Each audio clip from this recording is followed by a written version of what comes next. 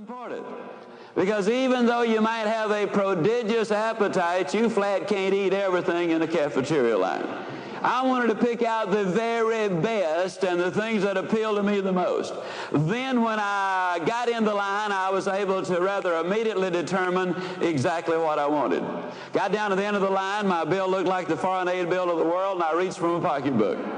The little lady said, "You don't have to pay until you've eaten the food and you head out the front door. Then we look for a little payment." And I kind of thought about that, because you see, in a way that's just like life, and in a way it's the exact opposite of life. We can choose exactly what we want life to give us. But the difference is, in life, you got to first make the deposit before you can make the withdrawal. Where there in the cafeteria line, I was able to choose what I wanted and eat it before I paid for it. In the game of life, all you need to do really is identify what you want out of life, then decide what you are willing to exchange for the things you really want. And so as I was thinking this evening about us getting together, I wanted to see what it is that you want in life.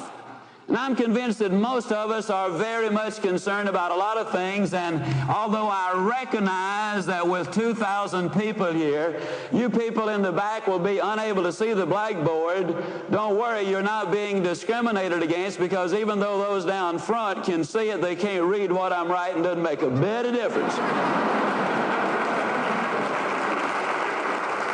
The reason I keep the notes is for my benefit, so I'll stay straight. So you just don't worry about what I'm writing on the blackboard. But what is it that most of us want in the tomorrows of our life? I'm persuaded beyond any doubt that all of us are interested in health and wealth and happiness. Now, I recognize the fact that there are some people who will occasionally say, "Well, I don't really want to earn a lot of money." I've always believed that any man or woman who said that would lie about other things too.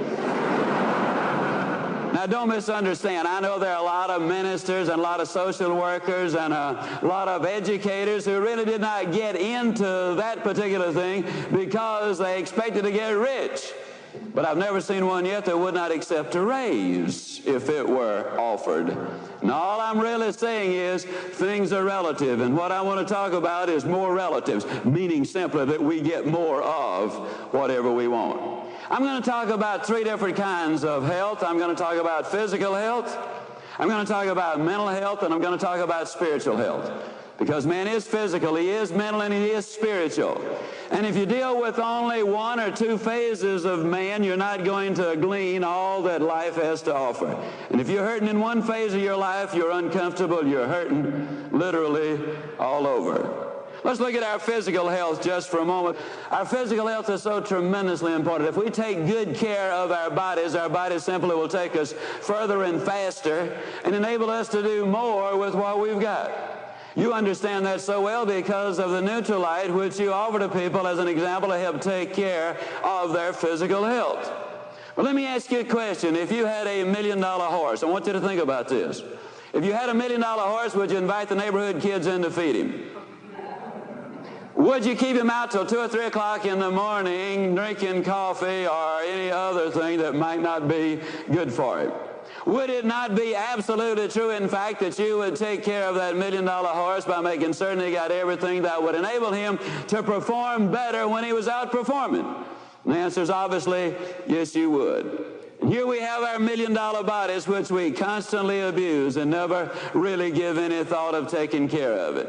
Now, fortunately, in the last few years, many Americans have become aware of that, and they're taking better care of it. I know some of you have commented on the fact that I've lost some weight. Yes, I lost it 6 years ago.